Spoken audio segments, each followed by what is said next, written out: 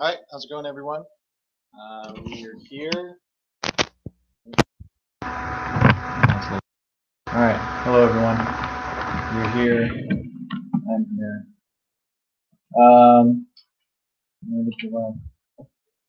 Today is just going to be me here to answer questions.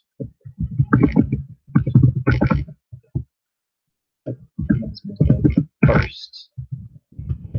Yep, I'm here to answer questions. That's about it. So I've got a thing in the oven, so I'll be back if you have questions about things. I'll be here. But hello, Jesse. How are you? We're here. Made it. We're only hours away.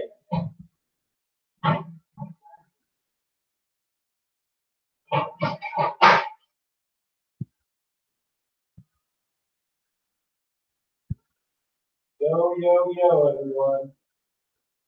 I'm hiding back here.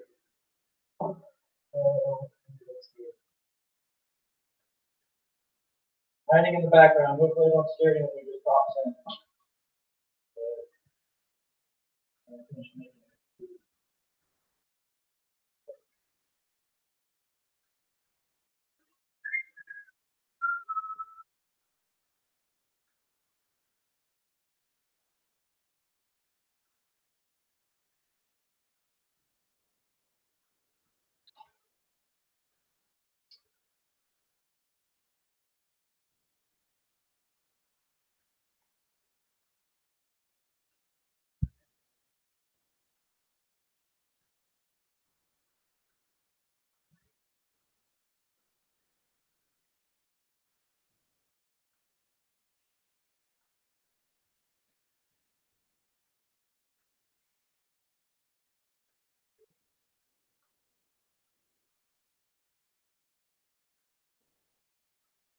I'm making meaty bacon.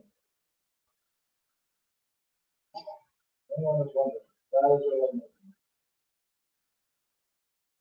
Make the bacon left, so I was like, you know what? It's being good. But yeah, kind of get a roll sometimes. Gotta try something new. See if this works. In that maple syrup, so I've used honey instead. Why not? Alexa, set timer for 5 minutes. 5 minutes. All right, I'm back. Locus of control. I am proud of you, Peyton, for wrangling in that lost child tray. So that's good. All right. What is the limbic system? All right. So here we go. Yeah, you guys have questions? I was hoping you guys wouldn't have any. Okay. All right. So in this build, we'll start here with locus of control. So simply put. Okay. Just hold on. Go check, make sure everything's working. Okay. So to begin, when we're talking about locus of control, all we're really looking at is where do we place blame, or where does our influence come from? So a person that has an internal locus of control believes that they influence events that come before them. So if there was I like using the test example. If they fail a test, a person with an internal locus of control lays the blame on themselves, or they take control of it. So if I didn't do well on a test, well, that's because I didn't study. I should have done this. I should have done that. Next time, what I'll need to do is I'll make sure I need to go in the extra effort. A person with an external locus of control is believing that there is the blame is laid outside. The test was too hard. The test didn't cover the stuff that we studied. The teacher doesn't know what they're doing. So stuff like that. So it's where we like the things that happen. What has influenced those things to happen? Is it us, or is it things that are outside of us?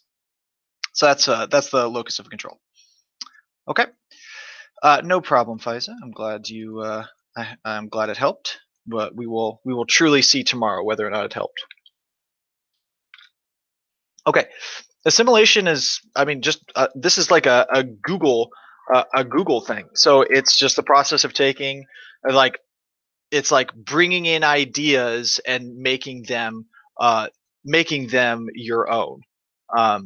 So specifically, I'm just kidding. None of that's true. Okay, so when we're talking about assimilation, we're talking about Jean Piaget. So and like and it is this idea of bringing in taking outside information and bringing it in. And when like I said, it goes back to Jean Piaget when he's talking about the development of the child, the development of cognition, and so it's just taking this new information and applying it to new experiences. So that's it, Jean Piaget, good guy. Self-efficacy is how you feel about yourself. It's like it was put together by Albert Bandura. Like what is my belief on what I can do? Am I going to be able to be finish this task or achieve this goal? And so you find that people have often, can have like really high self-efficacy, believe that they can do a bunch of things, or they have really low self-efficacy, and they're always like down on themselves and they don't think they can accomplish things and whatnot. Okay. What is in the limbic system? Trying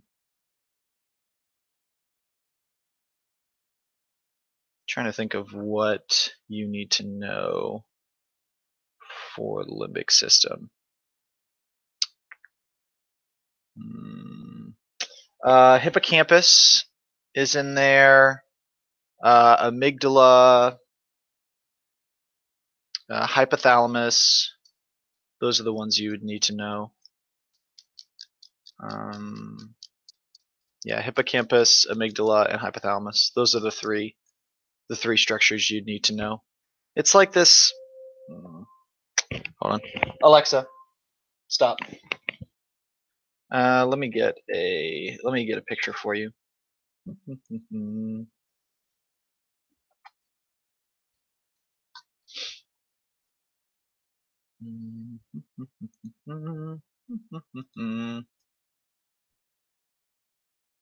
So there you go. This is what you're looking at. It was terrible. Yeah. This isn't very good. There we go. This is what I'm looking for. Limbic system, right in here. Thalamus, hypothalamus, hippocampus, amygdala. Those are the ones you'll need to know.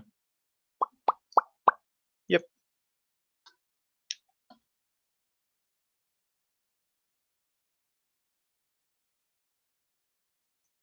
Does that make sense?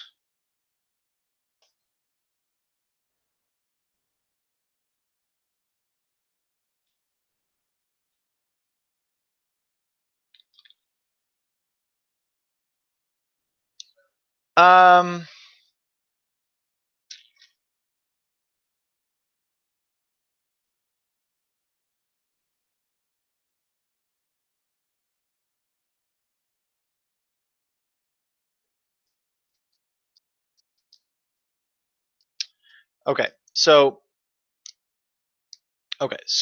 adaptation versus habituation. Okay. So adaptation is becoming less sensitive, and it's something that happens automatically. And when you block it out, that's habituation. So sensory adaptation is when you are just becoming like less and less sensitive, where it's just kind of this natural like progression away. And then habituation is when you're like putting something, is like when your brain is actively filtering out that information that stimuli that isn't important. So so adaptation, passive, slowly kind of like weaning that away, and then habituation is actively happening. Okay, cool. Ooh, snap! I am getting a lot more questions than I thought. Okay, hold on. I have to go check on my food in the oven. Give me a second.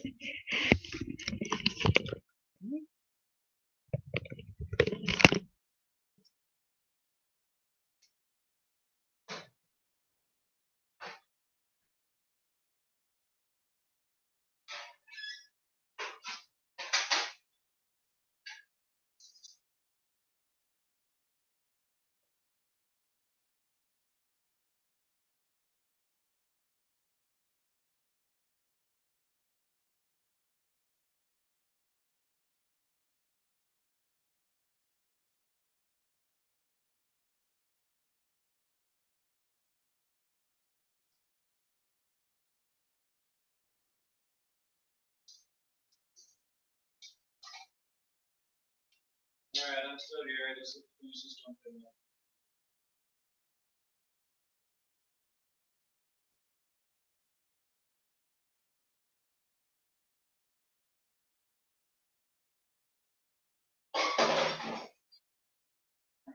Alexa, set timer for 3 minutes. Starting now.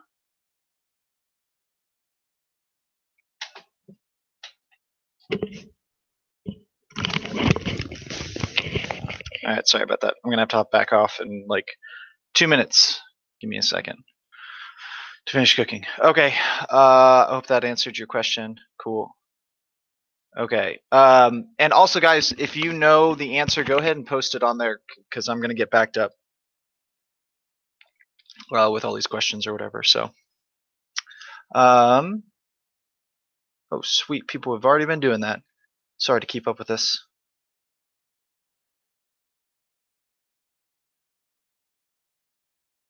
Thank you, Misbah.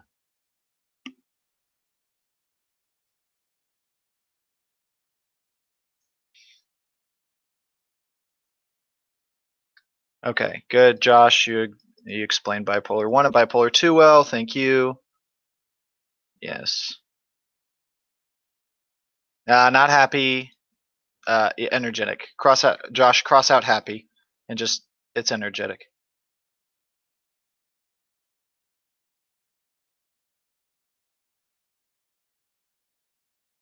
Okay, so let's go back to approach. Okay, so approach, avoidance, and avoidance is all just talking about different ways we make decisions. Approach is when you have to make a decision between two really good things. So, am I going to go to University of Texas or am I going to go to A&M? They're both good things. They both have good things about them. So I'm choosing something that is good in two different areas, and I have to choose which is better for me. Avoidance is the same thing, except for it's bad. It's choosing the lesser of two evils. So I have to go to boot. I have to go to jail or I have to go to an insane asylum. They're both terrible. They both suck. But you have to go to one of two things, and it's about making a decision about that. And then approach avoidance is a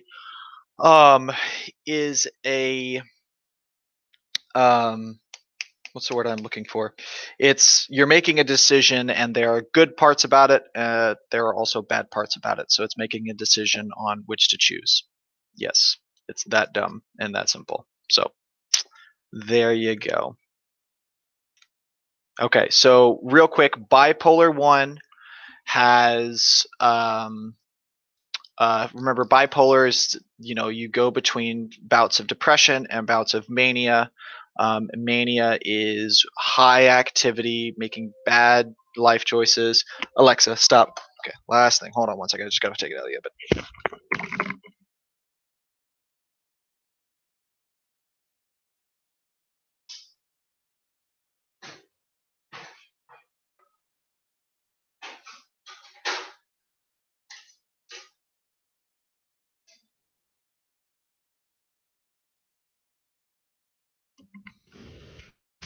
Okay. So, ooh, it's kind of creepy watching me in the back there. Oof. Okay. Um, so bipolar 1 is when, okay, the difference between bipolar 1 and bipolar 2 is mania versus hypomania. Mania is when the person lots of excitement, lots of energy. Excitement's the wrong word. Just lots of energy, having difficulty like settling down. Um, and people with bipolar 1 will have times when they have mania, but they will also have types of hypomania where it's lots of energy, but they don't make as bad decisions, and it's not as bad of life choices. It's just kind of like a lesser version of mania. And people with bipolar 2 don't have hypomania, or excuse me, don't have mania. They only have hypomania. I highly doubt you'll need to know that for the AP exam. So,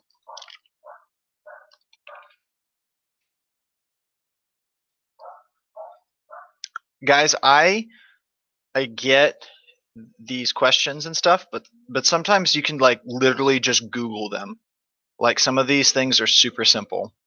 So I'm 100% here to answer these types of questions, but literally some of this is like, hey, just Google for like take 2 seconds and Google it, and it'll be like right there.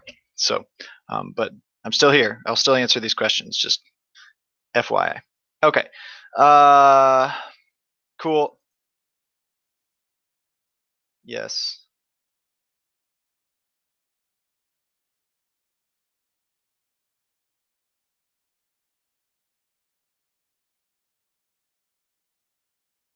Um, if you know the term, um, eh.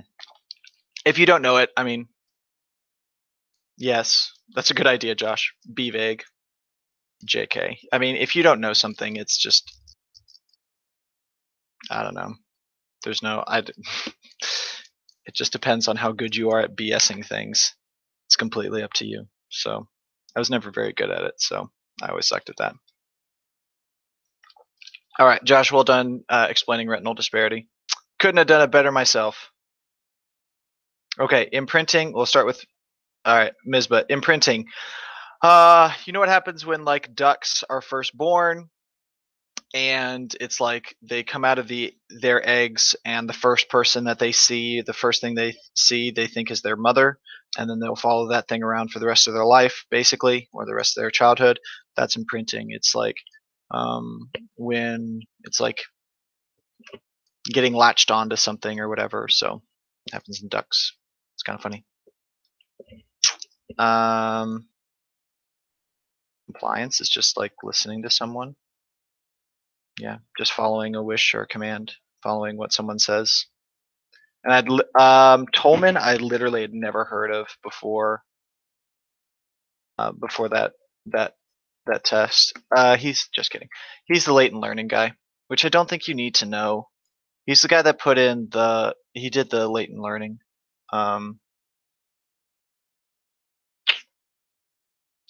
study with the mice, and basically the mice did the two groups of mice did the maze. One of them just ran around, kind of doing whatever, and then the other one was given rewards from the beginning, and then they were both given rewards, and the ones that had just been meandering around solved it faster. And so it was showing that even though there wasn't a reward, there was still some learning happening. So that's latent learning, and that's Tolman. Reliability and yeah. Yep. Reliability is when um, a test taken multiple times gets very similar results. If you take an IQ test 5 times and you get different results, that like vastly different results, that shows that it doesn't have good reliability, and that's not a good thing. You don't get super intelligent and super dumb in the span of a couple weeks. Just not the way it works.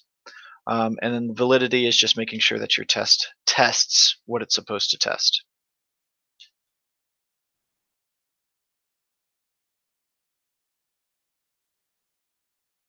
Thank you, Josh. Didn't we just talk about? I feel like we just talked about accommodation versus assimilation. Did we? I think we did talk about accommodation versus assimilation. Well, assimilation comes from Jean Piaget. Okay, and it's just how we take in new information and incorporate that new information into existing knowledge. So, how we learn a new language, or how we learn anything. Oof. So, yep. And then Josh has got accommodation. Perfect. Yes, that's also how it changes to reflect light. Yes, those things. There are lots of levels of processing. It's just deep and shallow are the only two that you need to worry about. Shallow processing is when you just do like flipping flashcards and you like know something on a very basic level, like um, like what's it called? Like the penny. Remember when we did the little penny example? You guys know basic stuff about the penny, but you don't know like a lot about it. And then someone who is like a coin collector would know a whole lot about pennies. You know, like how much it makes to make them, where they're made, all that stuff. So those are two different levels of processing, deep and shallow. Positive psychology is exactly what it sounds like. It's kind of think of it like the humanistic. In a sense, it's that humanistic type. Like everyone can reach their full potential. And so positive psychology is just about like this idea of finding the good life, living the good life. It started in, I don't know, late 90s or something. And it's just people trying to find ways to make life as good as possible and good stuff. Locus of control I talked about at the beginning of the stream. It's just dude, everyone just hop onto Josh's stream. He's got this. He's got this. No big deal. Yep. Where do we put the cause of our success or failure? It's either internal locus of control. Yep. So if I do something, Teddy is a good dog. Well, I did that. I trained him really well. I was able to. I put the time and effort in. Like I did that thing. If Teddy's a bad dog, well, I didn't train him very well. I'm not a good master. Like I don't do things properly. An external locus of control would be like Teddy turns out to be a good dog. Oh well, he's got good genes. Like he knows what he's doing. If it's a bad dog, it's just like, well, it's not my fault. He's a dumb dog. He won't listen. Blah blah blah blah blah. Yep. Bet. Oh, Hasnain. So cool. Yep. Psychoanalytical and psychodynamic are kind of the same thing. The difference is that psychoanalytical was originally Sigmund Freud, like Sigmund Freud's original school of psychology, and then once he got a little bit older, he had all these like students, and they came in behind, and they're like, "Oh, well, Siggy, you've got some good ideas, but some of it's not so great." And so that's the Neo-Freudians, and they came up with the psychodynamic theory. And so it's like similar, but they made some major changes to it. So.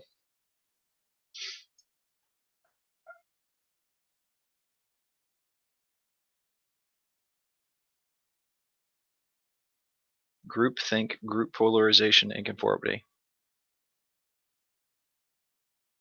Positive symptoms of schizophrenia. Positive symptoms of schizophrenia, Miriam, are the things that, dude, right? Everyone just needs to sit next to Josh. Positive symptoms of schizophrenia are the things that are shown. So So things like hallucinations, delusions, disorganized thinking, those are all positive symptoms, not good symptoms, but symptoms that are easily seen. The opposite are those like negative symptoms where they're like the person doesn't talk, they're really quiet, they don't respond to things. Those are the negative parts. Okay, so Josh, are you doing group polarization? Sweet. There's your group think.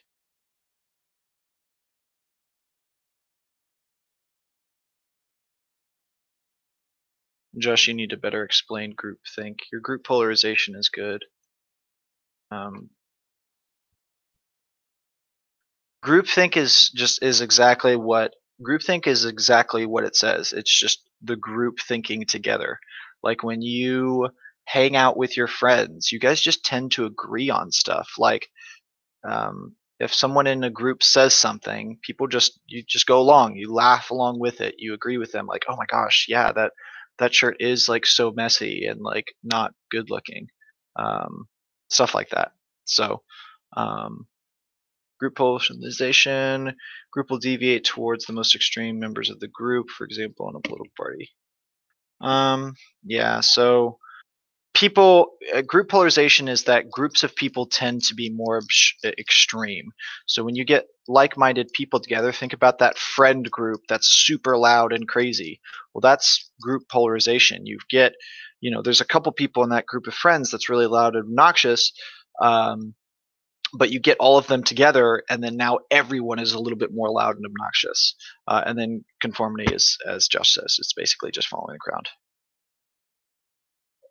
No, yeah, Miriam, definitely not good. Yeah.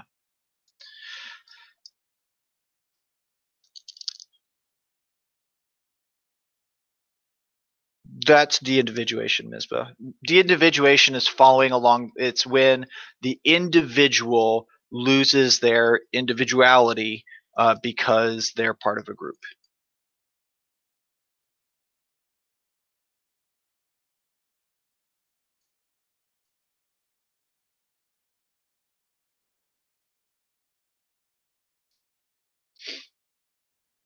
Hey, Josh has put in the work. Josh deserves that 5. He's been busting his tail. So, y'all, he's been coming in and he's been coming in on, I don't know, most of the AP review days and getting after it. So, okay. So linguistic determinism is talking about basically that your language reflects your like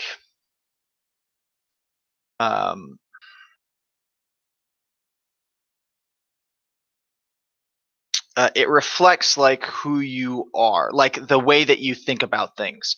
So there was a psychologist by the name of Worf who really kind of looked at this, and he went to this tribe. I think it was called the Hopi tribe, and the Hopi tribe didn't have past tense, and so like they didn't have a way to express things that happened in the past, and so they didn't think about it. It wasn't something that came up in conversations. It wasn't something that they worried about or stressed about because they didn't have a way to speak it. So yeah, so that's linguistic determinism. Yep.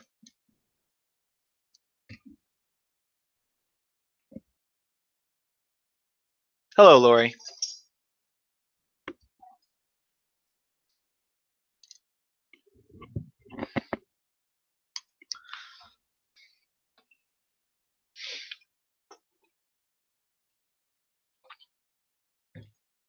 All right. Cool.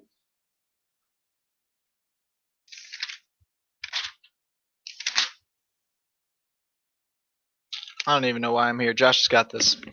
All right, real quick. I have to go check on my food that I cooked. We're asking Hasnain to explain this to you? All right. Hasnain, all you, brother. All you. I'll be back in 2 seconds.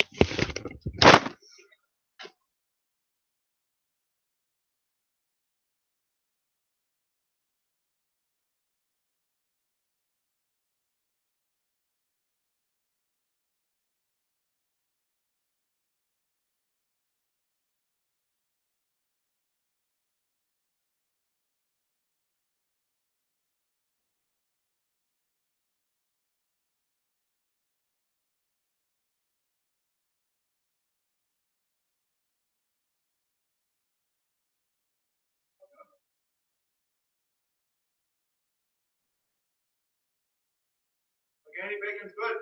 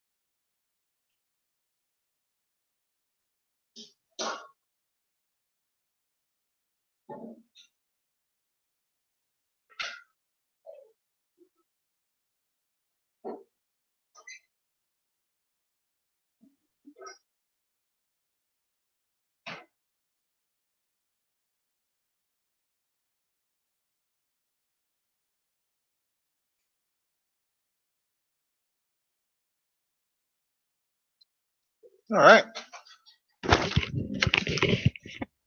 Well, my candy bacon was good, so woohoo. Mm-hmm. All right. Let's see how we do.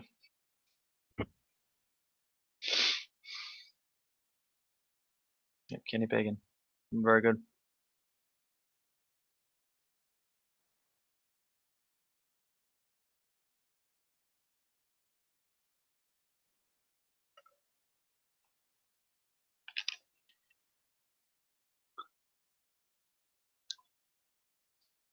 Miss, but I don't know what that means.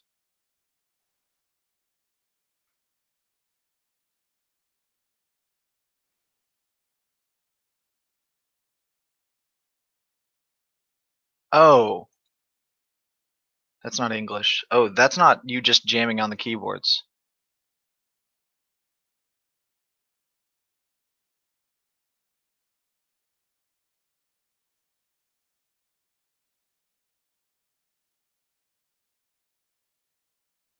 Oh, sorry guys. I eat bacon. Yep. Yep. I hope you can forgive me. Find it in your heart to forgive me.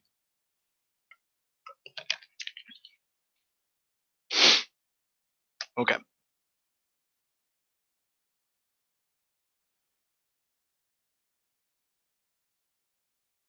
Let's catch up.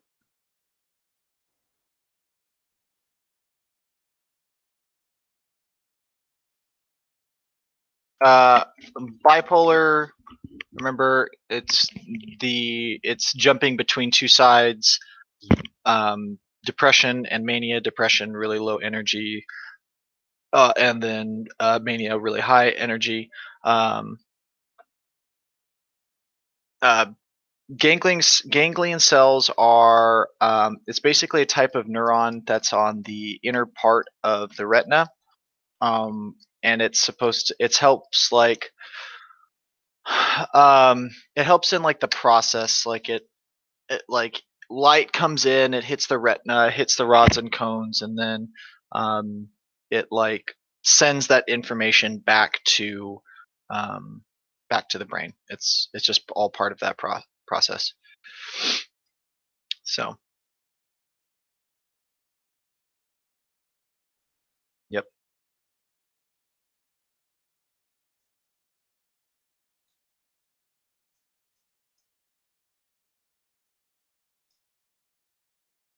Parts of the ear and eye. What do you want to know about them, Brodus? Do you want me to go over all the different parts and just like say what they do? Is that what you want?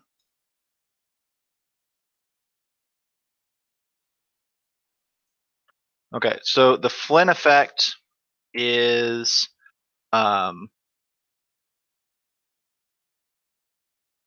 basically this idea that as time has progressed, we have gotten better at taking tests, and so like overall scores of testing has gotten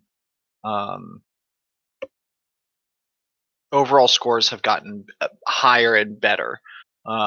So like if you guys were to take a test from like the 1980s or whatever, you would generally score high. You'd score like 10, 15, 20 points higher than you would nowadays, just because we're just better at taking tests, and that's just how that progression goes.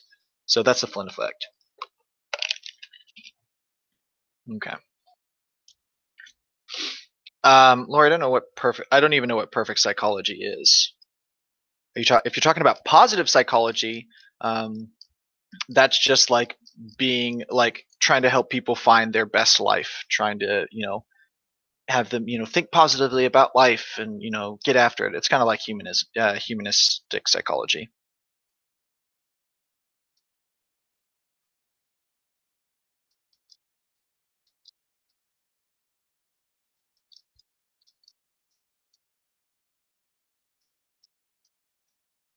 I'm glad you were just messing with Mizba. So.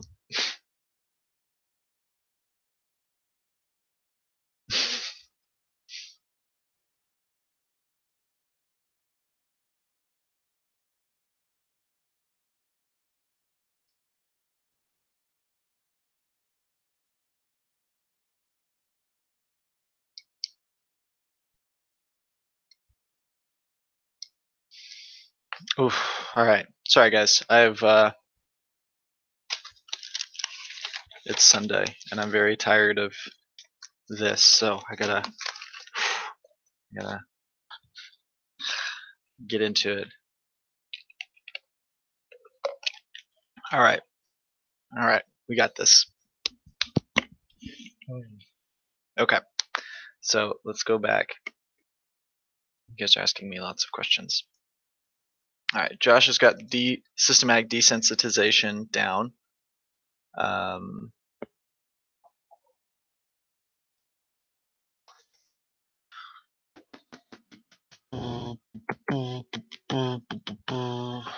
Okay, so let's do.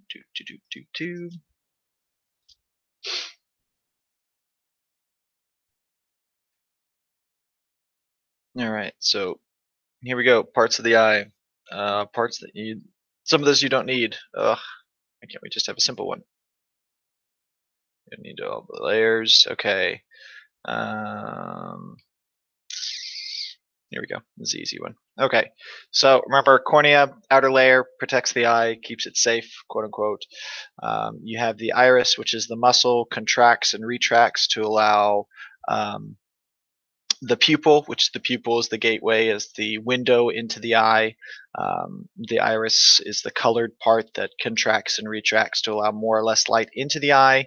The lens is what reflects the light back to the retina in the back here.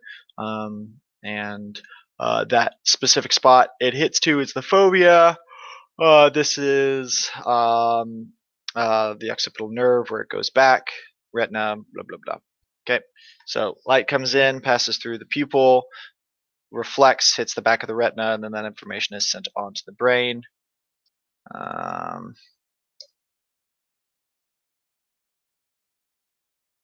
You gross. Okay. Parts of the ear. Remember, this is the pinna. This is what reflects sound into the ear. This is the ear canal. The sound waves travel, bounce around. They hit the eardrum. Eardrum vibrates, and it goes through the hammer, anvil, and the stirrup, the bones of the middle ear, until it hits the cochlea. Cochlea begins to vibrate. Hair cells and the fluid inside begins to ripple. The hair cells inside there pick up that information, and it's sent back to the brain. Okay. Boom. Super quick description of the ears and eye. Okay. Here we go. Keep rolling. All right. Those would probably be the parts that you would need to know, Rotus.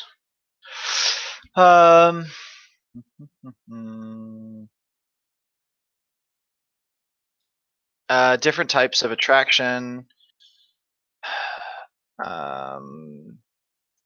Well, you need to know like companionate, like physical attraction. Okay. Okay. So 4 types you'll need to know.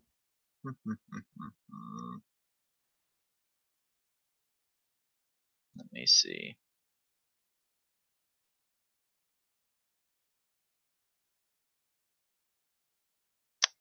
Trying to think if you need to know these different types or not.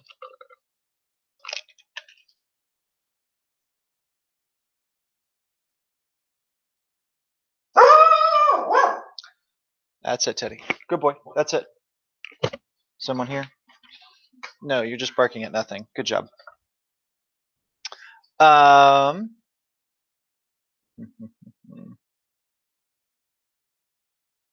to think on what you need to know for this.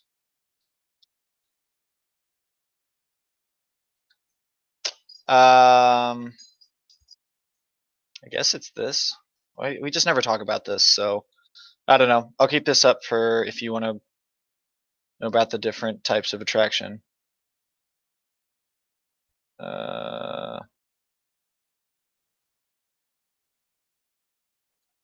you go. There's the 4 types. I don't know if you'll need to know that, but there you go. Okay. Thank you, Lori. Okay. Trying to catch up, guys. I'm getting there.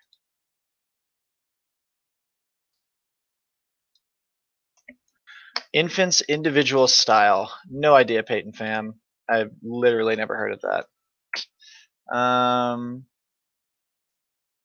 Oh, it's just talking about attachment. Okay. Okay. Yeah, it's just talking about so an infant's individual style is just talking about an individual's attachment with their parent and how each of those is each of those is different. So there we go. Yep. Yes, boys and girls, I'm Googling this and Wikipediaing it because guess what? This is how you learn stuff you don't know. Booyah. It shall be hating. Alright. Bam. Why were the guards harsh when dealing with the prisoners? Miriam, that's part. The reason why they were harsh is it's dealing with roles. Their role in society as guards was to be harsh and mean, and so they filled that role. So, yep. Dependent personality disorder is when a person just follows, like, can't make decisions on their own at a very like deep level and needs other people to make those decisions for them.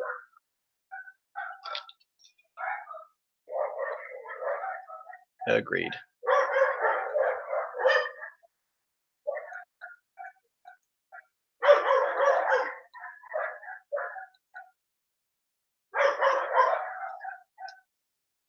Trying to catch up, guys. Just trying to catch up.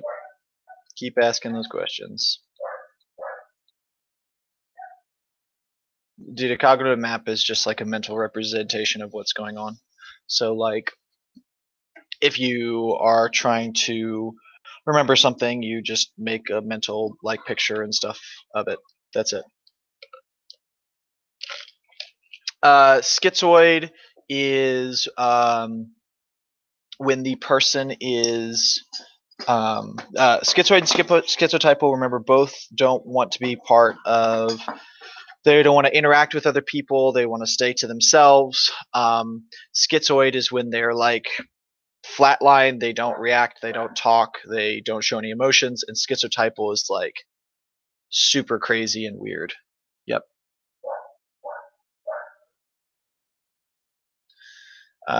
Miriam, Wikipedia is actually way more reliable than most. I don't that Miriam. The idea that Wikipedia is not reliable was like a concept that's really old. It's quite reliable. They have a lot of people checking those things, so it's not perfect, but for the type of stuff that we're working on, it works just fine. Lori, I've explained the internal and external locus of control like twice now.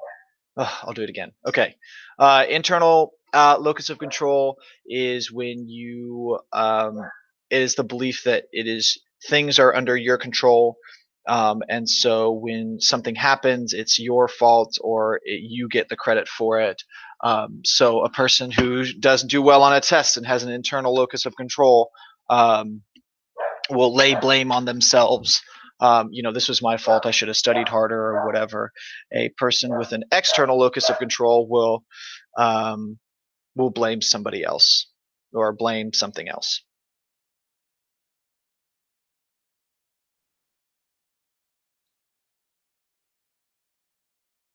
Biological treatments, drugs, medication,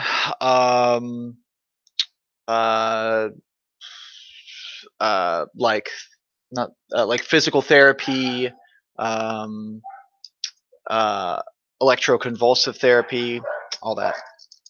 Yep, REM, beta waves, REM sleep has beta waves because it's like the person is active and like doing normal stuff.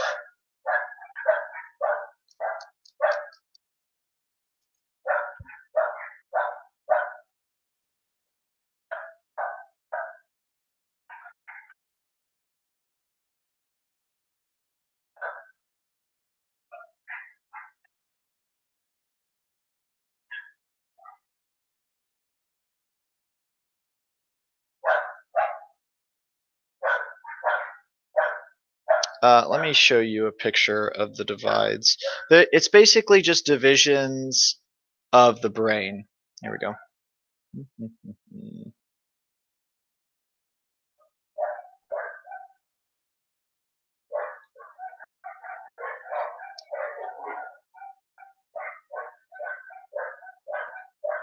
So when you're asking about like the divisions of the brain, the forebrain, the midbrain, and the hindbrain, this is what you're looking for right here.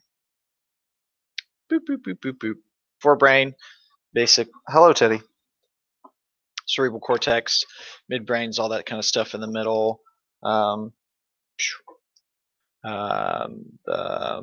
Like the hypothalamus, the thalamus, hippocampus, amygdala, hindbrains down here on the bottom. So, boop, there you go.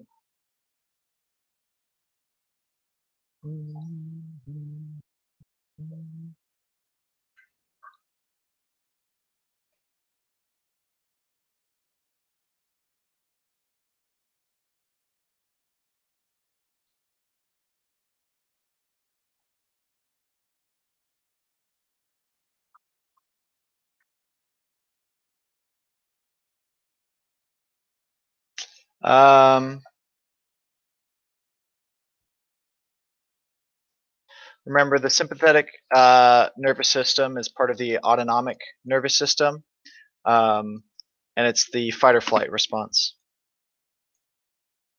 Gets you up, gets you going, gets you ready to rock and roll, gets you ready to protect yourself, gets you ready to fight.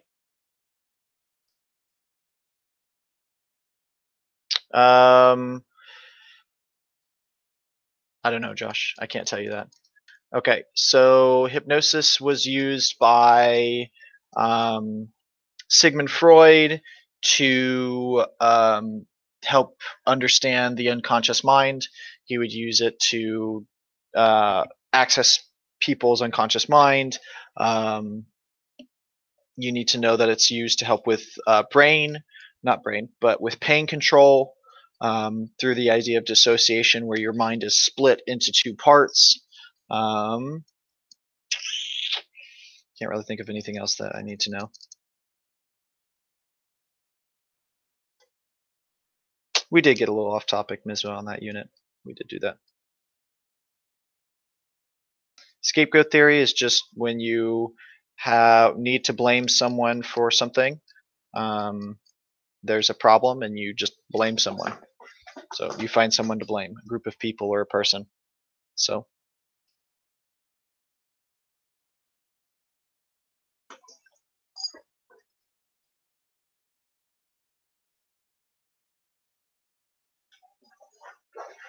seven to nine. Yep.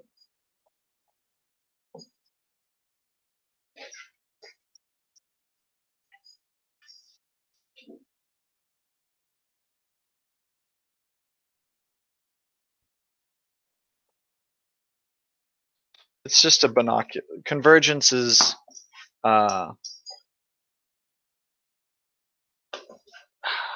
it's another binocular cue. It's similar to like retinal disparity. Where'd you see convergence? Jesse, where'd you see that?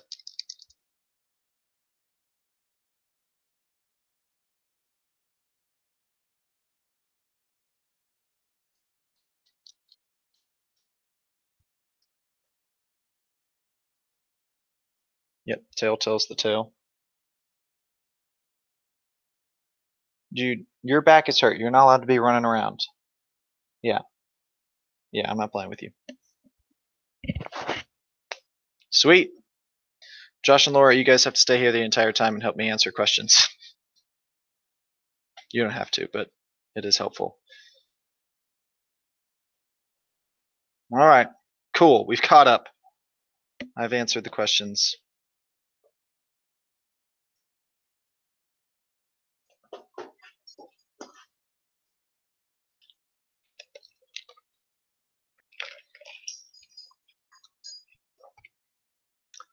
Yep. Another thing to look at, another example for positive or a negative skew, is if I had everyone in the class take an IQ test.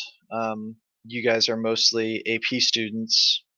That's a silly thing to say. You guys are all AP students, so a lot of you probably have a little bit of a higher IQ than the general population. Not to, inflate your ego, but what would probably happen is our score would be skewed, and it would be negatively skewed because our bump would probably be closer to like 115 than it would be to 100. So that would be our skew.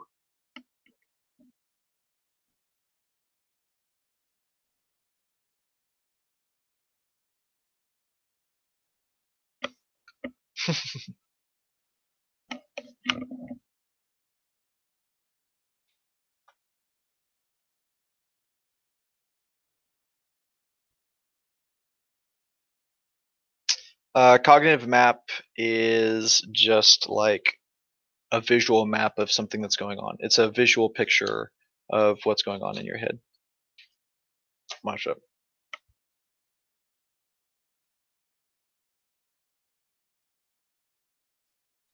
Let me get up the neurotransmitter chart for you.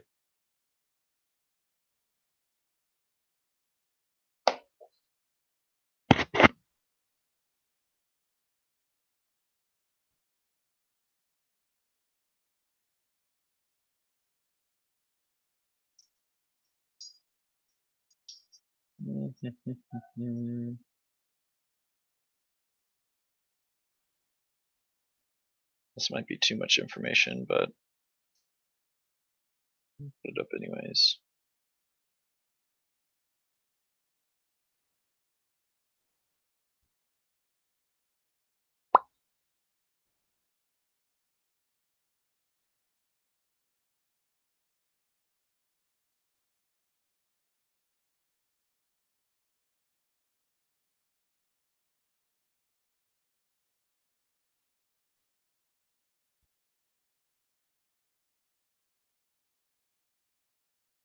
No, just Corbin, all the stuff that I taught you last semester. Nothing new.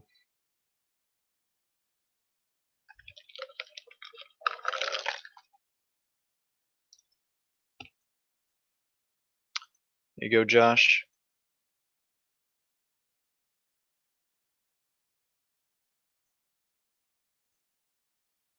No, Lori, I could not. I couldn't post specific test questions. Sorry.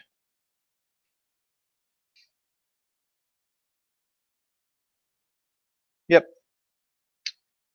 Thank you, Josh. Ms. Josh answered your questions. Boop, boop, boop, boop, boop.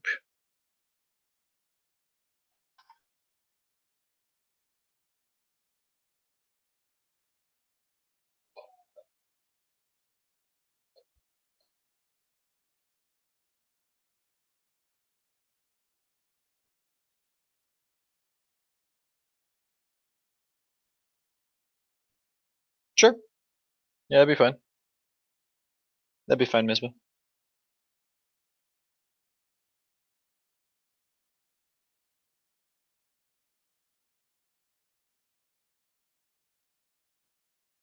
You're right on target.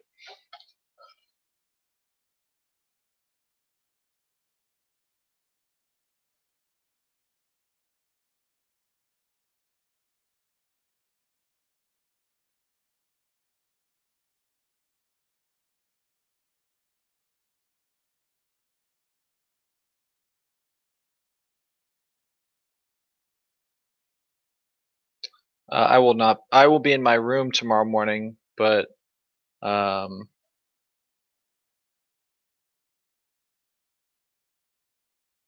what's it called? I'll be in my room tomorrow morning, but I'll be giving the test, so people won't be allowed to come in. So, unfortunately.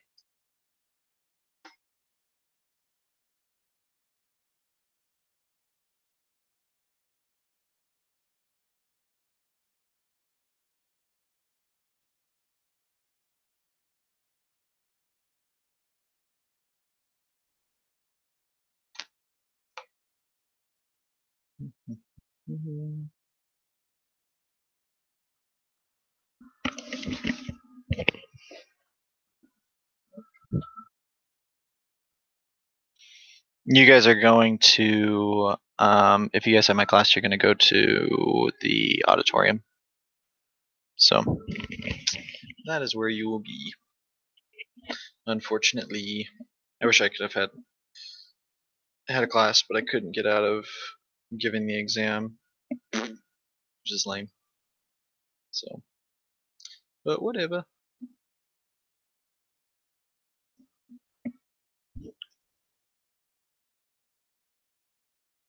It is an empirical measure of a vague term. Operational definition is an empirical measure of a vague term. So the point is that you want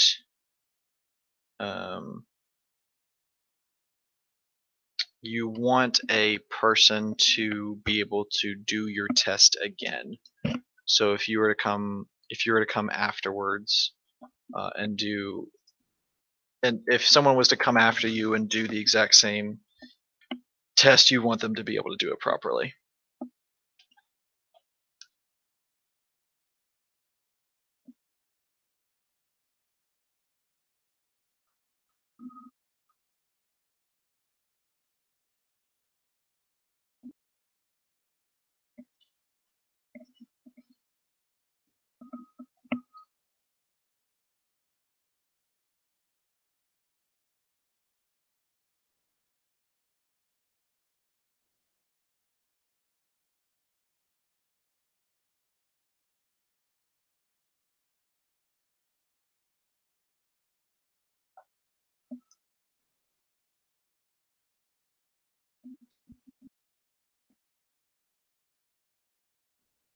Okay, general adaptation syndrome is pretty simple. It's just basically how our body deals with stress.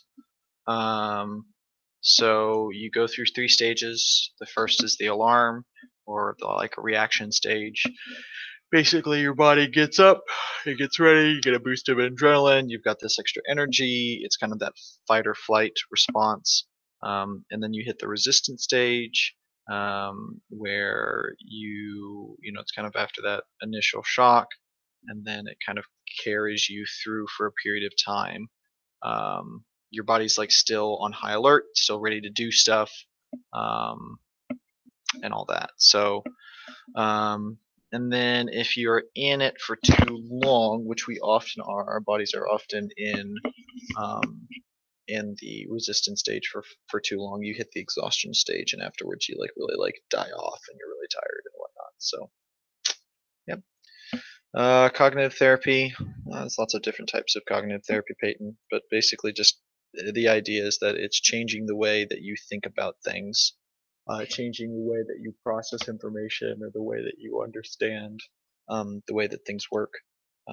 So people oftentimes, um, you know, just don't think logically about what they're supposed to do or how they're supposed to do things. They might create stories or create lies to, you know, help them like work through something, and then a cognitive psychologist is going to help them work through that. So, or to think things properly.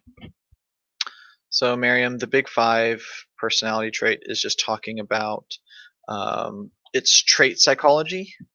Um, and so it's saying that um, we have 5 traits, you know, like parts of our personality. The 5 are extroversion, openness, 2, neuroticism, agreeableness, and then there's one more. Uh,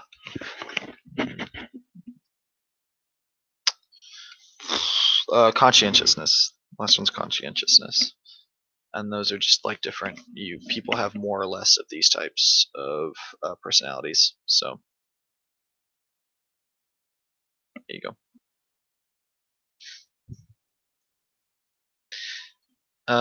Agonists increase neurotransmitter reuptake, and antagonists block neurotransmitter reuptake. So an agonist is something like speed, where you get more.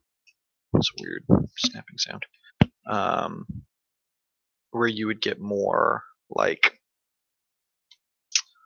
um, you'd get more neurotransmitter movement, and so you'd have more energy and stuff like that. And then an antagonist would slow you down. So, yep. Thank you, Lori. Oh yes, acronym OCEAN. Nice.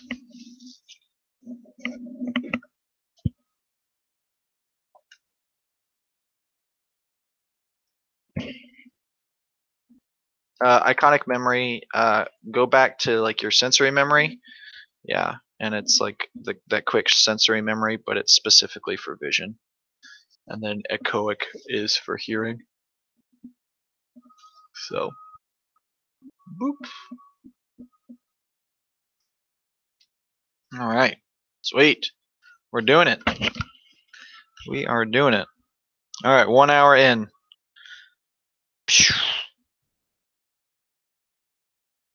Booyah.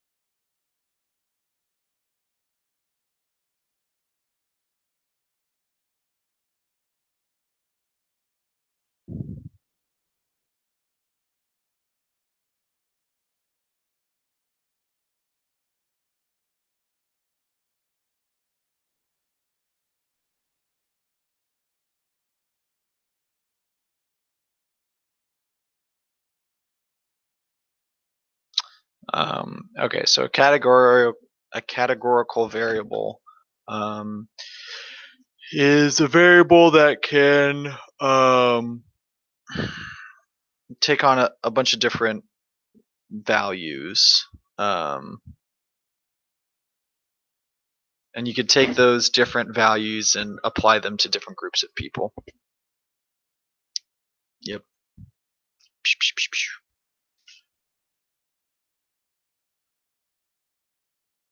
Corbin, I don't know, dude.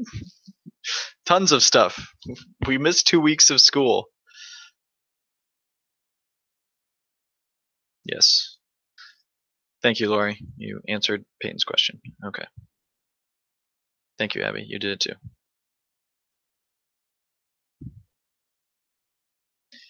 That I don't know what that question is, Bobby Wasabi.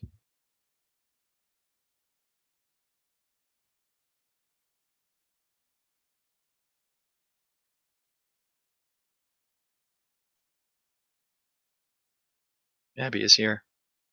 She's alive and well.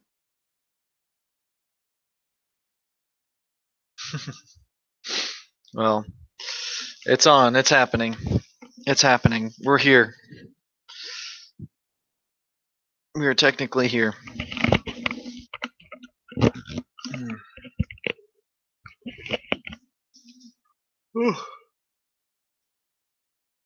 It's all the same usual suspects. There are some people who need to be here, and they are not here. We'll see how they do. Hopefully they do well. Do you guys still need this neurotransmitter chart up? I was thinking about putting something else up, something different.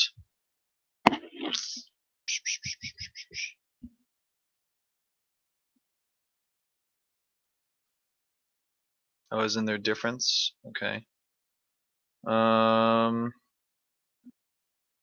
Behavioral psychologists believe everything is about behaviors. They don't care about what's going on in the mind. Cognitive psychologists believe it's all in the way that we think about things, all in the way that we process information. What do you, is there someone at the door? No, you just barked randomly. Go back to sleep. Social cognitive it's a combination of social and cognitive. So the way you process information, but also how other, like what happens in society. And then humanistic is all about becoming the best person that you can be.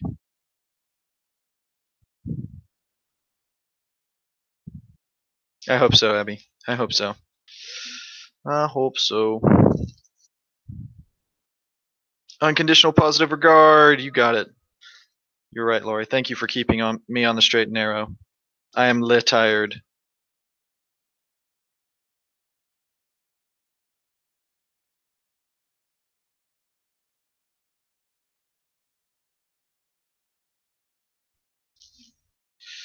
You're welcome.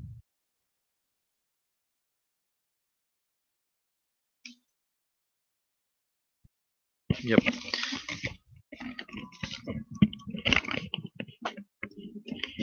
Alright. Still trying to think of something to put up that's not this neurotransmitter chart.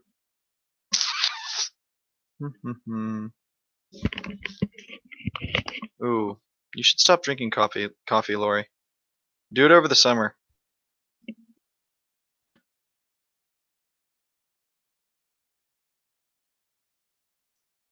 It will help you. It will help you in the end. Here we go. I'll put up this little.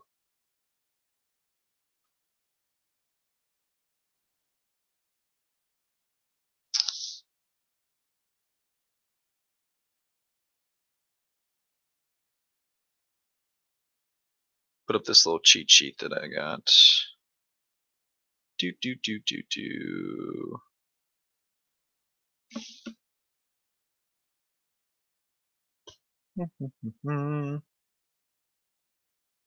All right.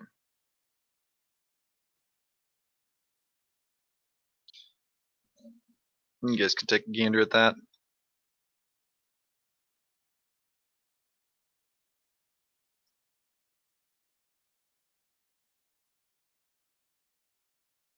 Yep, that's exactly it. He believed that we have different kinds of intelligences, things um like athletics, having athletic ability was an intelligence, or being able to mathematics, or being able to plant gardens. All of those are different types of intelligences. Hopefully you won't have to like name any of them, but he just believed that our intelligence was not like a single factor, that it was broken down into a bunch of things. There's no Edmodo code, goober. Schoology. I don't know why I would show you your backyard, you weirdo.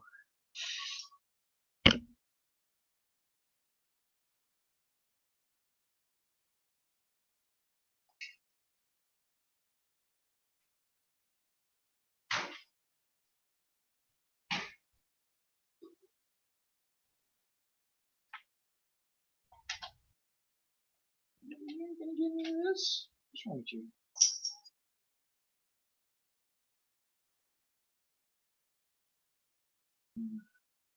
Edmodo was so much easier. So much easier. But those days are over. We now have Schoology.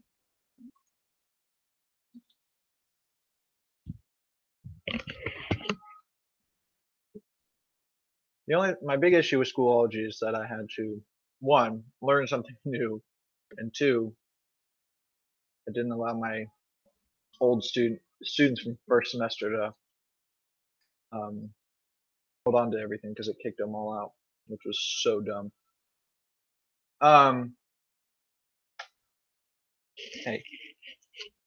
Okay, so crystallized and fluid intelligence. Fluid intelligence is basically your ability to solve, like, is problem solving, and crystallized intelligence is like knowledge that you hold on to, like your knowledge about psychology facts is crystallized intelligence.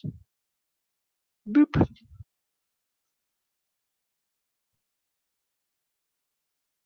Yep.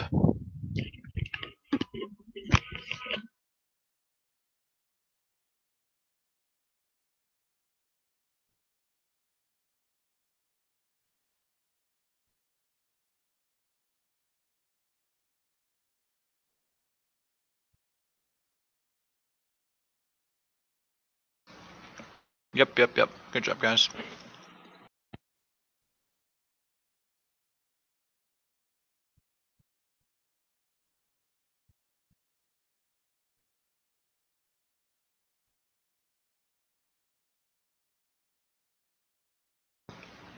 So I took 3 boxes of pizza home today. Oof. Too much pizza. I took it home yesterday. More people should have taken pizza.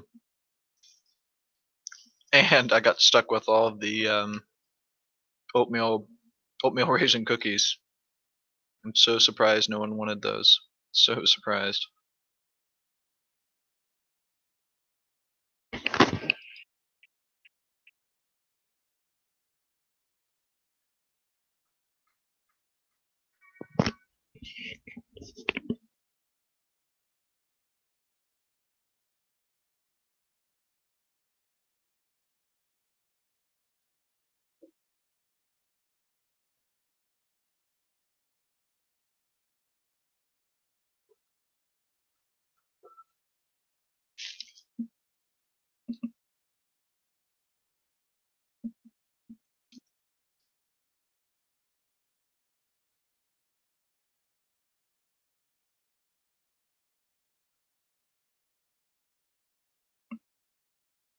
No, Ariana had pizza yesterday, so she can say nothing.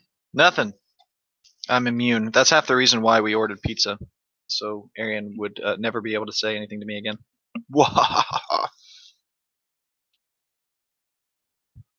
Dude, no problem, Josh. Heck yeah. Heck yeah.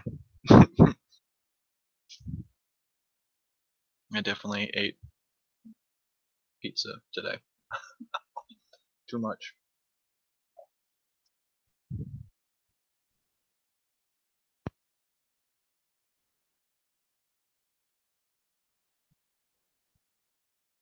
Yeah, it was pretty crazy.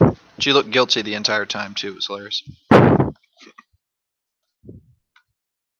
Yep.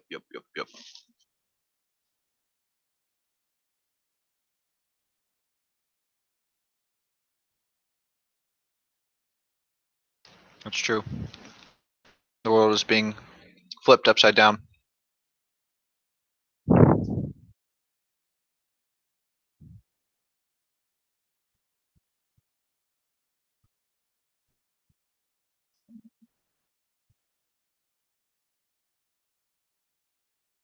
Instrumental learning is kind of it's another term for operant conditioning, um, and it's just talking about how this the reinforcement or the punishment um, are used to increase or decrease the probability that a behavior will happen again. So it's basically the same thing. So it's just another term for it, because calling it one thing would just be too easy for us psychologists. You have to call it a bunch of different stuff.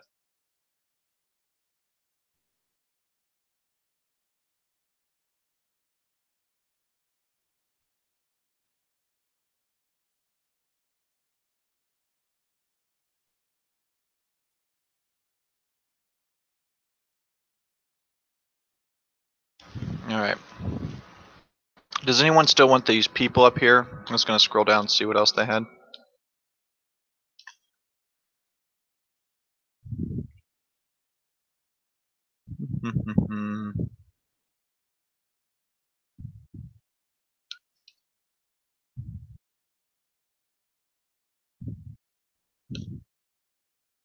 This is good. Theories.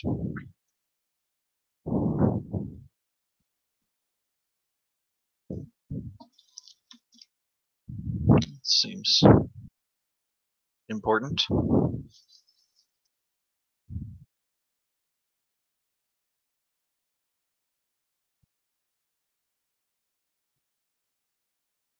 I don't know what I don't know what you're talking about, Mose. I don't know if there's another way of calling it. It's just punishment. It's generally positive punishment.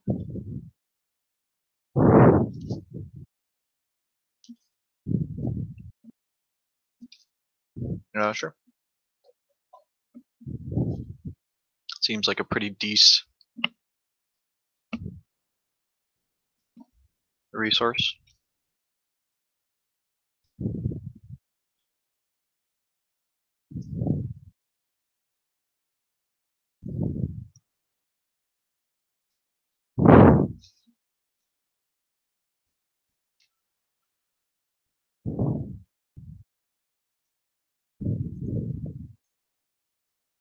All right, it's been posted.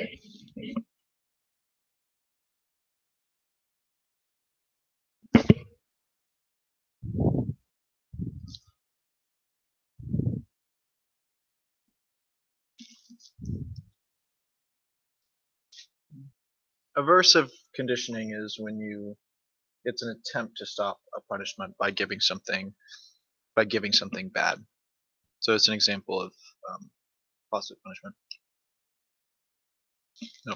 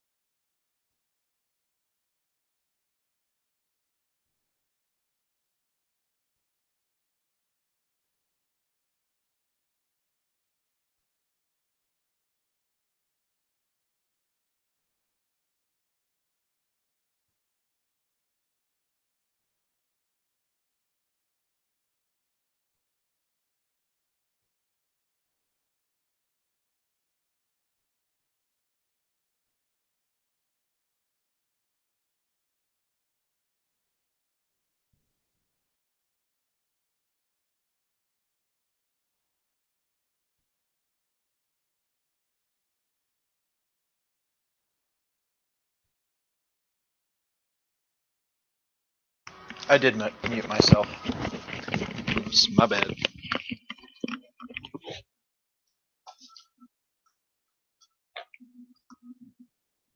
I did. On accident.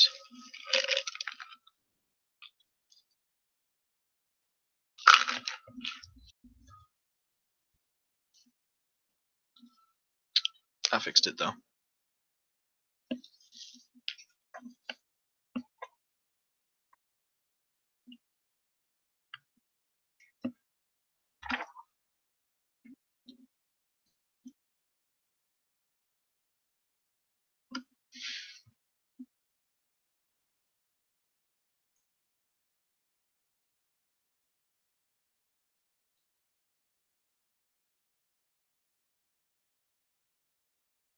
It is a different part of the house. I was cooking at the beginning, so I wanted to be in here. So here I am.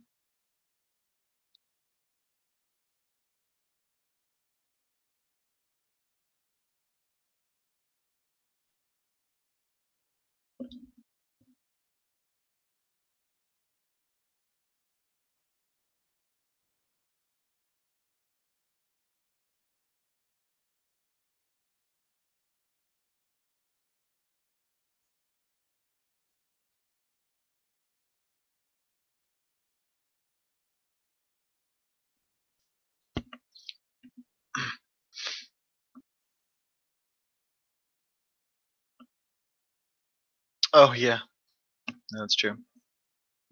Yeah, that's the that's that's my neighbor that I like the most because he doesn't have dogs that bark. So he's a nice guy. I've talked to him a couple of times. He's neat, or you know, he's neat in the fact that I don't talk to him. I barely talk to him. He barely talks to me, and we live in an existence where we don't bother each other. So it's great.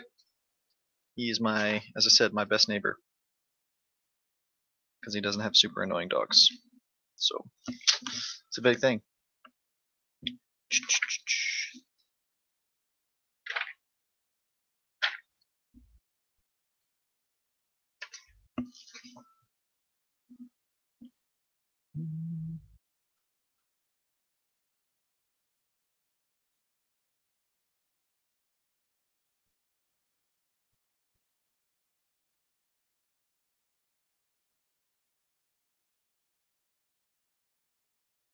Hey, let me tell you, Josh.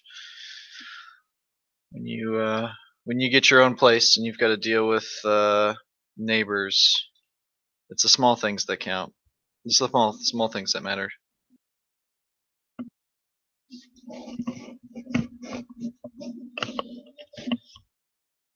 Okay. Uh, okay. So remember generality versus stagnation. Um,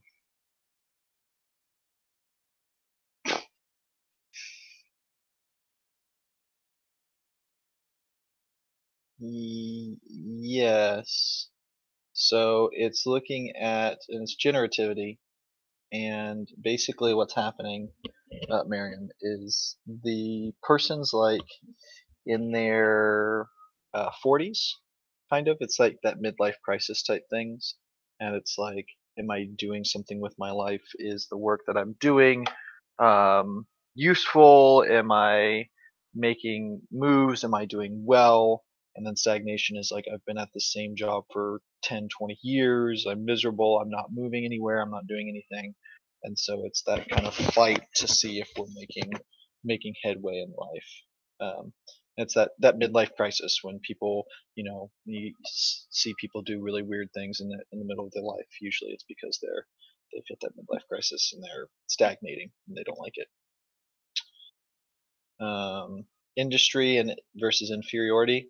This is when you're really, really young, and it's like it's like that early school age, when you're first starting school. And industry is like, that's the fight. Are you successful in school? Do you know what you're doing? Are you quote unquote smart amongst your peers? Like, do you know what's going on? Or are you inferior? Are you not doing well? So um, It's early. It's more elementary, Josh. It says it's much less middle school. So, and just going back to Erickson stages, it's just trying to decide these are like the big parts in your life, and it's deciding whether or not you're feeling successful and stuff like that. And if you're doing well, these are the trials that you go through. So, yep, yep, yep, yep, yep.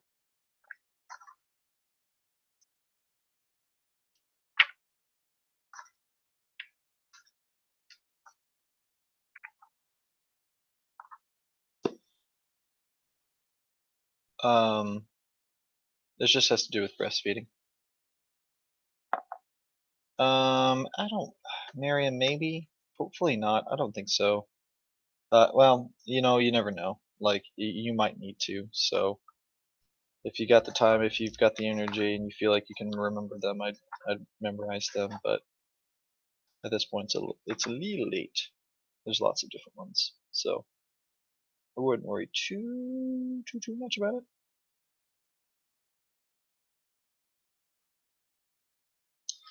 Yep, such is life.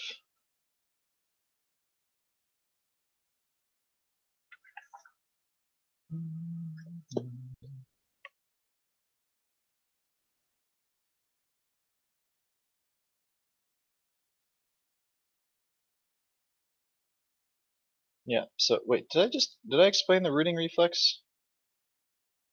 Yeah. It's like yeah, when you touch their cheek, they're gonna turn and suck. That's just the way they feed. You don't have to teach a baby to eat. They'll figure it out on their own. They'll breastfeed without any help. So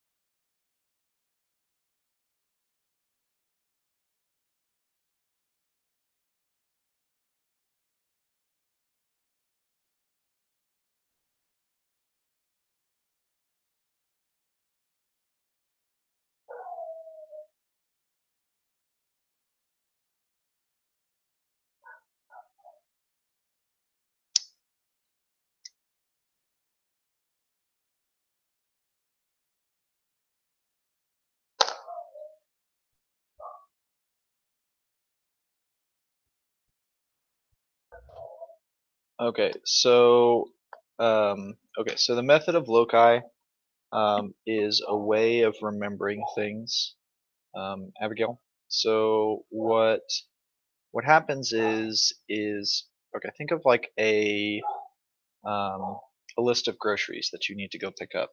So one of the ways that you could do this is that you build a house in your mind. You build a house in your mind, and um, you put all of those items into that house that you've constructed in your mind. And what you would do is, as you are remembering the different items, you would walk around your house and pick those items up. And it's a way of remembering lists of things. So just yeah, that's it.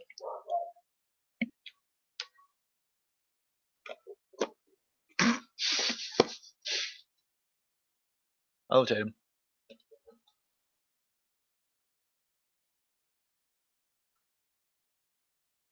Very likely. They'll very likely come up, Miriam.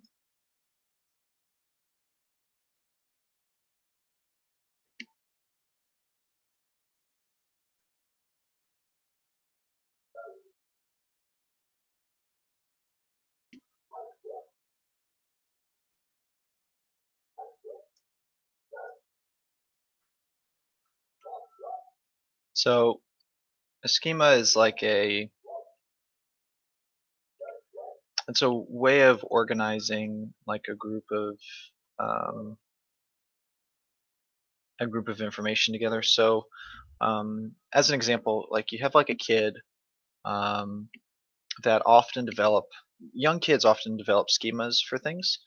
Um, and so you think of like a horse, like so a kid thinks of a horse, and so she thinks about the things that make up a horse. Four legs, fur, or hair or a tail, big.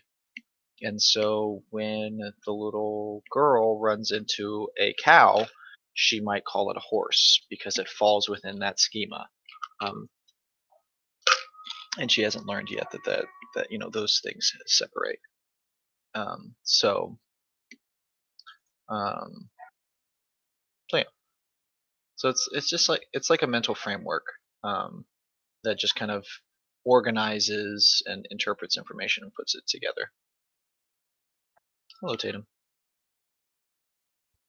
That makes sense. Standardization sample is just a large sample of people, and they're representing the population. That's it.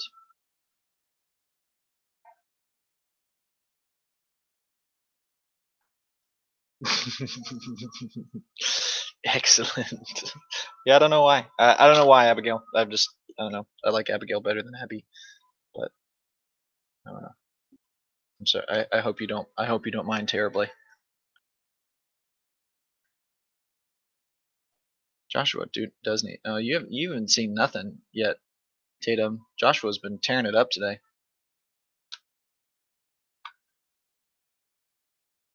Yeah, I think Joshua's probably done more work tonight than I have. I really appreciate it, Joshua. I am lit tired. Mizba, just relax. Like at this point, I did do that, Lori. It happens. So yeah, Mizba, just like if you're getting like stressed out, like just chill. Like go watch a video, go watch some TV or something for like 20 minutes and just relax. Like there's nothing really good. There's no guaranteed method for you to do right now. Unless you just like pick a topic that you're like, okay, I want to know a little bit more about this. But otherwise just don't stress. So, but you will do well. You'll be fine. You've prepared. So,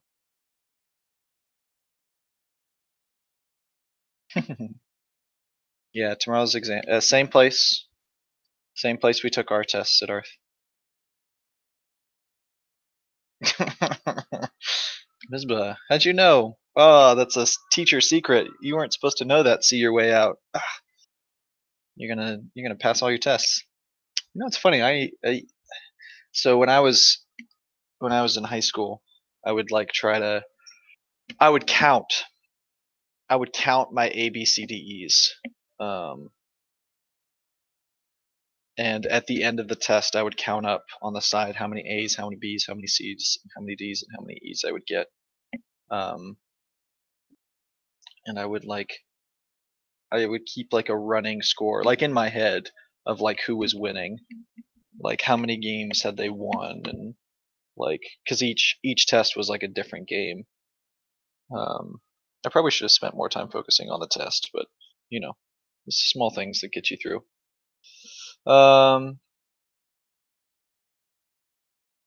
Yeah, and a lot of stuff, if you just kind of work your way through it and use common sense, read through things, cross out things that you're like, there's no way that this has anything to do with it, you'll really narrow down, and you'll just have a much better chance. You just have to take your time. I know you don't have a ton, but you just have to like really read the question properly. Don't you know? Don't shoot yourself in the foot on questions that you would know. Yeah. Yeah. Oh, Josh, I knew it was pointless, but it was fun. Oh yeah, Tatum, you can write on as much as you want. Yeah. Yeah. Just make you feel better too as you kind of like work your way through things, and you'll feel more confident as you like. So when you're taking a test and you get to a word or a concept you've never heard or you don't remember, it's really just it can be really disheartening and be really frustrating. But then when you start doing that process of elimination on those specific questions, it does help you feel better because instead of it being a 20% chance of making it, you're like, okay, well, I've narrowed this down to, a 50-50 shot, or maybe, 25% or something like that, because every one that you cross off, you're just incrementally giving yourself a better advantage or a better opportunity to do well, and it just feels better when like, oh well, there was like 20 on there that I didn't know, but like most of those was like a 50-50 shot, so I'm sure I'm going to get at least 5, 6, 7 of them. So it just kind of helps you feel a little better about what you're doing.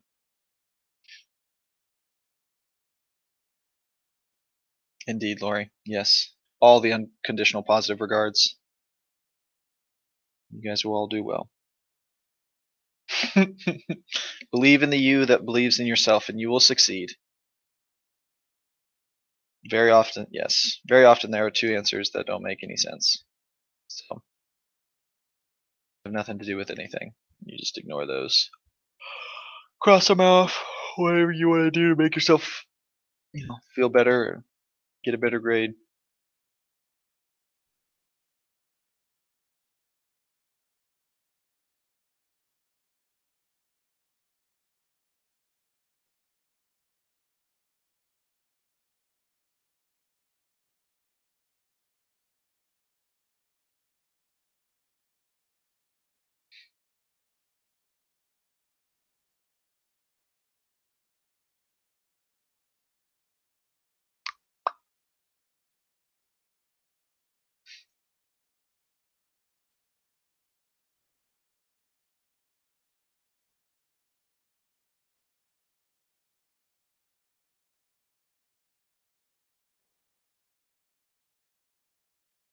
Well, unfortunately, they'll be having people taking chemistry tests, so I don't know how that'll do. It's a good idea, Mizba, but not too late. Not too late, girl. You get after it, guys. But make sure you go to bed at like 10.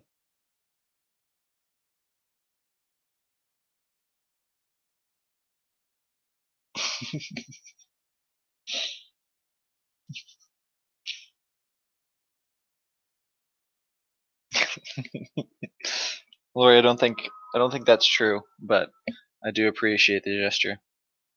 Yes, go to bed early.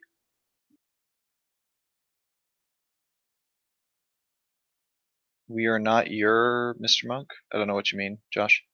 Yes, go to bed. Like Miriam, remember when you sleep, your brain processes information. So long as you've studied things, it's better to get a good night's rest than spend more time studying things. Promise, promise, promise. Eat a good meal, all that jazz.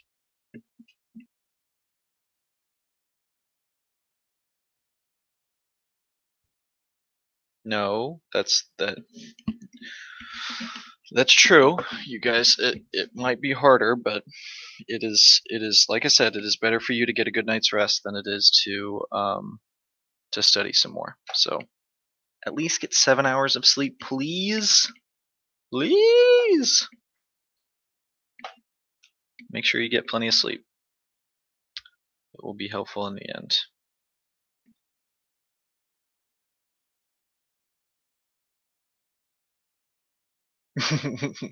I think that's a bit of a stretch, Josh, but you know what? Maybe it'll work. My Hero Academia? What is that? Some sort of... I bet that's an anime. Isn't it, Corbin? I'm looking this up right now. My Hero Academia. Sounds anime.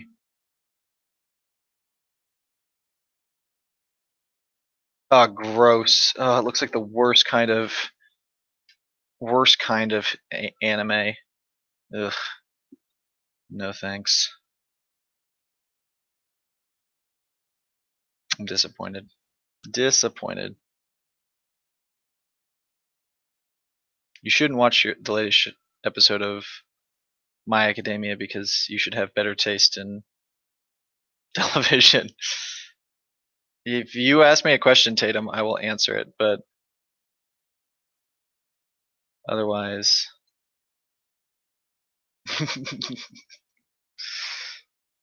Violet Evergarden. That's on Netflix. I literally saw it today.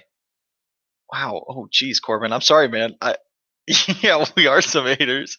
I expected to be the only person on this bandwagon of not liking anime. I've never seen it. I just don't generally like anime.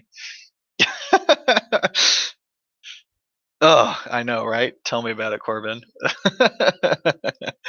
uh, they've have you seen? See, a good anime is One Punch Man. Oh my gosh, that's a great anime. Violet Evergarden. See, BS. I'm not like why is good only after the TV shows should be good from the beginning. Like I hate this. Like oh, you have to get through like the first 6 seasons and then it gets real good. Like that's such poop. Ugh, it's the worst. Like you shouldn't have to. I have to slog through 3 terrible episodes in order to get to what I want. No thanks. What's the whitest thing you've heard all day, Corbin? Me complaining about.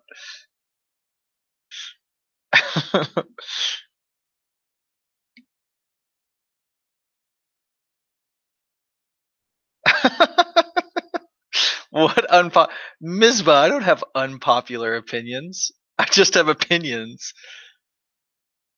Okay. Okay. Parks and Rec, like the thing is like you don't need to yeah, see that's what's sad is like Parks and Rec the first season's not super great, but it's really good after that. But the thing is you don't even need to watch it. That's why I think it's okay for Parks and Rec. You don't even need to watch it that first season. You can just jump in midway, but I feel bad. I feel very hypocritical. But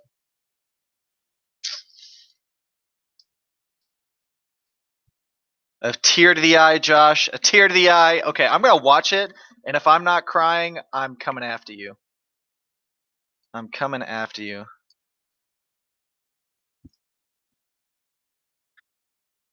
Yeah, yes, Miriam. I am still technically here to answer questions. We're good. Oh, Mizba, I'll come back to that. I've got some opinions. um,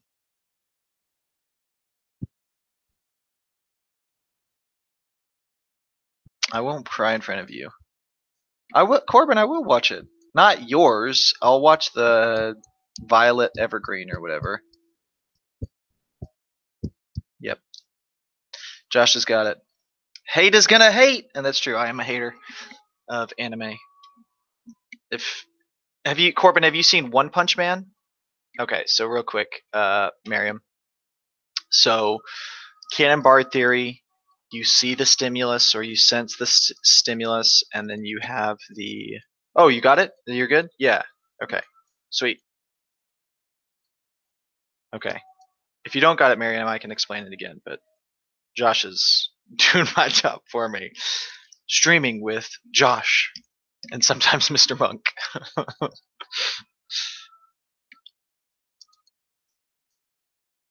What? I don't even know what that means. Heartless beast? That's a real strong language, Josh.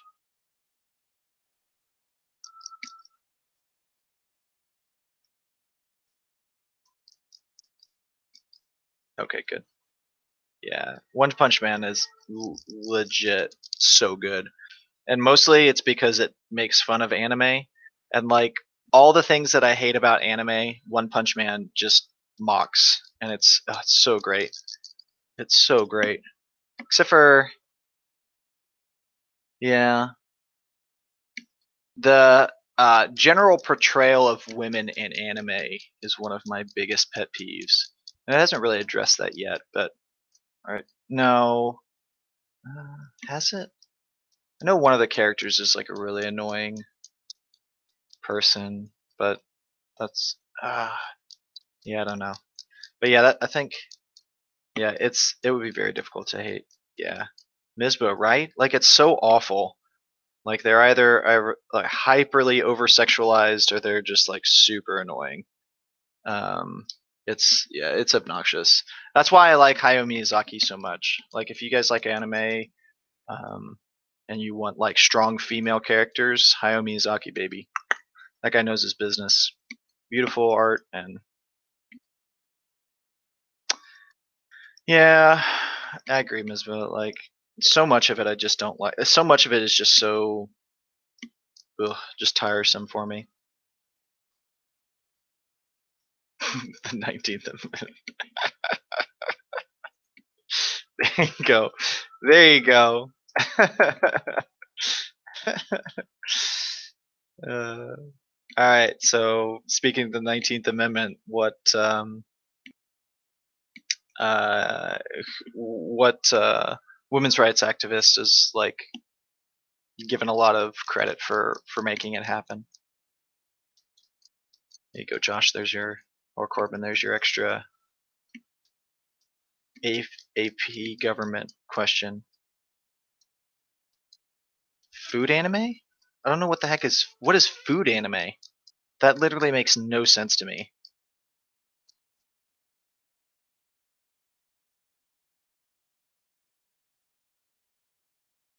Yeah, Monty Python and the Holy Grail is fantastic. No, you're fine, Corbin.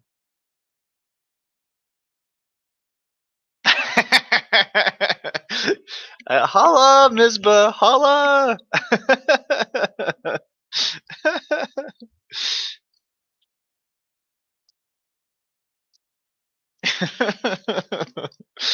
you know, I, you know, The Office is one of those shows that like the first season was too much for me. Like I hated Michael Scott in that first episode, the first season, because like I don't like when people are mean to other people. Like, and he was too embarrassing and too like I know he was just being dumb, but he was just super mean to his people. So I never really got behind it. Like the Parks and Rec people, I really got behind and liked them because the main character, like the first season, it was annoying because she was dumb, and but the second season she became like a badass, and that was, oh sorry, a butt kicker. She became super awesome. So yeah, so I honestly have not seen all of The Office. I've seen lots of bits and pieces, but not all of them. All right, Bobby Wasabi, I don't even know what you're talking about. It's a game show, but like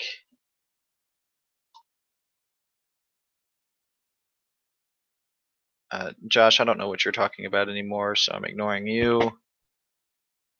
Bobby Wasabi, I don't know what's going on. Okay. It's okay, Kosh. I don't know what it is. I'm glad that you're not dead. But they're not real Bobby Wasabi. They're Shane. They're not. No, is it Shane or who's Bobby Wasabi? I've forgotten. I don't think it's Shane. Is it Brandon? Bears beats Battlestar Galactica. That okay. I don't know. Hello, Hariza. I'm glad that you popped on.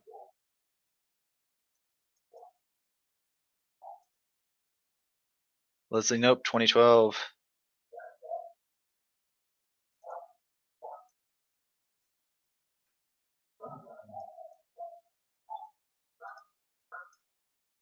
Yes, my bad. I don't know what that is. I'm not gonna watch. I'm sorry. I am not gonna watch food anime. That doesn't.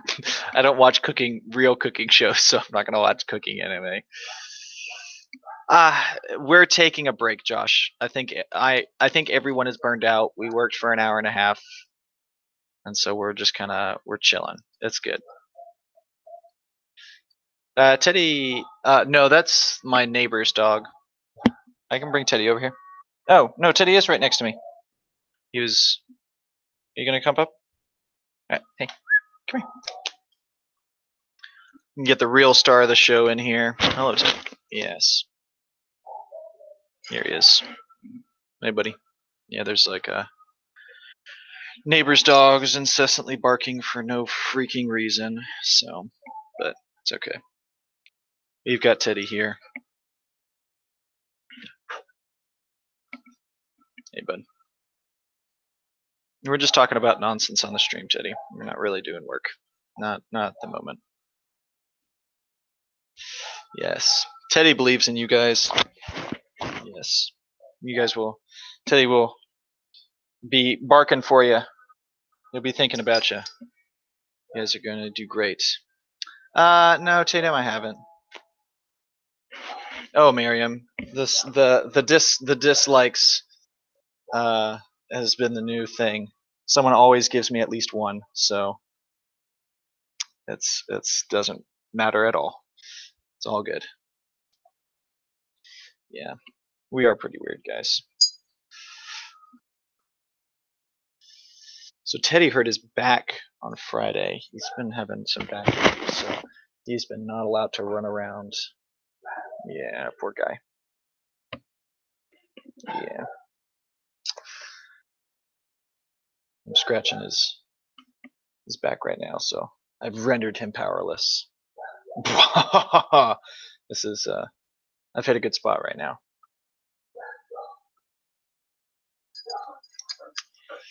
Yeah. He's okay though. He wanted to he didn't run much at all yesterday. And then today he was trying to get back to it, so I think we'll give him one more day where I don't run him around and stuff, and then I think he'll be okay. Right, puppy? Oh, that's right. So normally we go like bike riding or something after this, but not tonight. Monk. Oh, all right. Well, we got like 10 minutes left. Do you guys have any last questions before we sign this bad boy off? Any last thing you guys want from me? Make sure you guys eat well tomorrow. So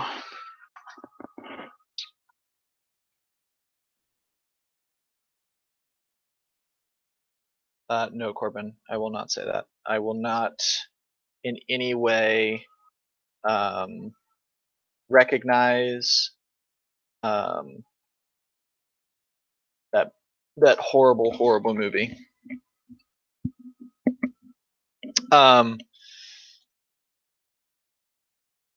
Siddharth, I don't even know what negative psychology is, but positive psychology is just like, it's a humanistic approach where, yeah. Oh. Yeah. Josh has got it. Literally think like, life is good, you can do this, like stay positive all the times. Yep. I don't know if that actually works, Mizba. What are you trying to say, Corbin? Are you trying to say that I have... Actually, I'm okay with that. What's his name? Is a pretty good looking guy. What's up, Justin? Nice of you to join us. You're welcome, Siddharth.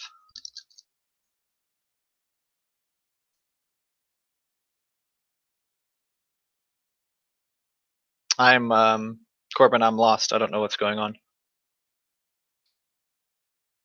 Justin got something that I did not get, which isn't too surprising. Oh, I mean, I could go grab a slice of... I have plenty of pizza. I feel like that's a good way to sign off, is to eat a slice of pizza to call it out.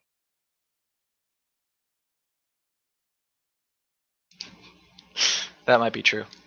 That might be true. I don't really get on Reddit. I don't understand it. Here, I'll show you how much freaking pizza I have left. Hold on.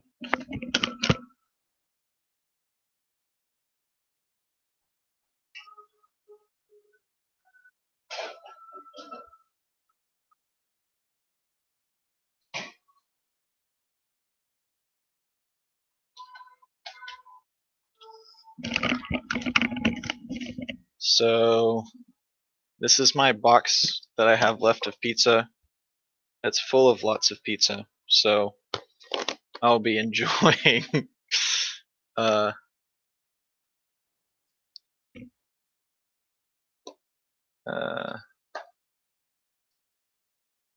I'll eat a slice of pizza on my way out. So cold pizza. It's better warm. So nope. It's a lot better warm. But How have I disappointed you, Josh? Well, it takes too long to do it on the stream before the stream ends. So there you go. Oh, I'm chewing you guys' ears. I'm sorry.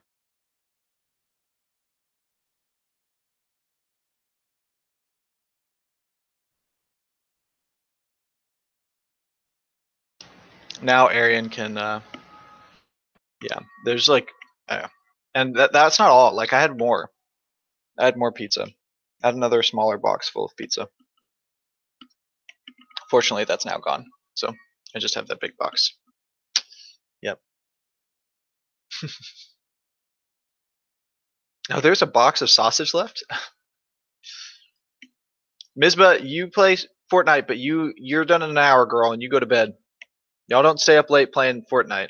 If y'all come back tomorrow and be like, I'm tired, I played Fortnite all night, I'll be hecka pissed, hecka mad.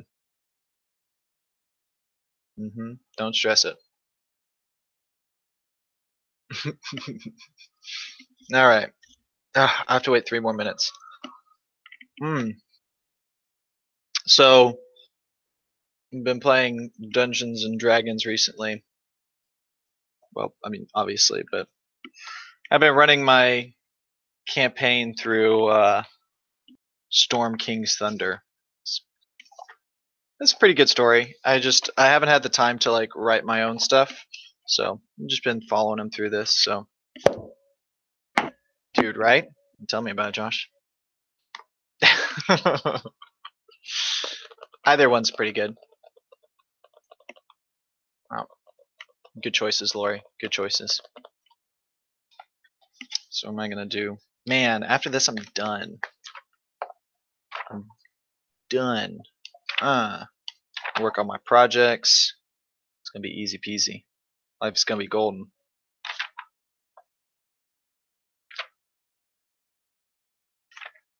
People are gonna get the grades. Everyone's gonna do well tomorrow. It's gonna be great. So, all right. Oh yeah, I always do projects at the end of the year, like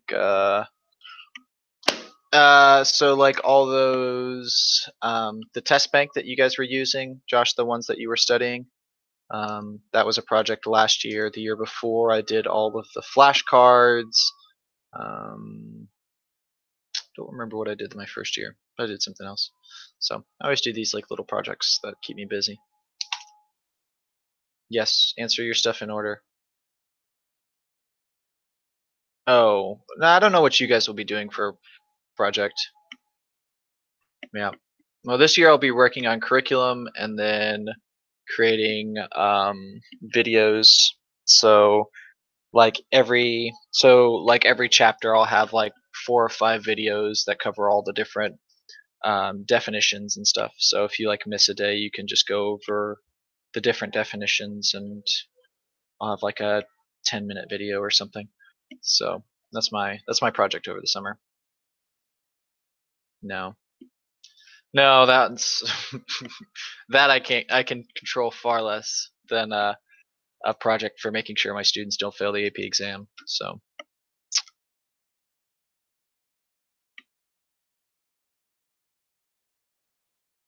Yeah, but make sure you like separate it. So. Oh, Josh, I would not be like.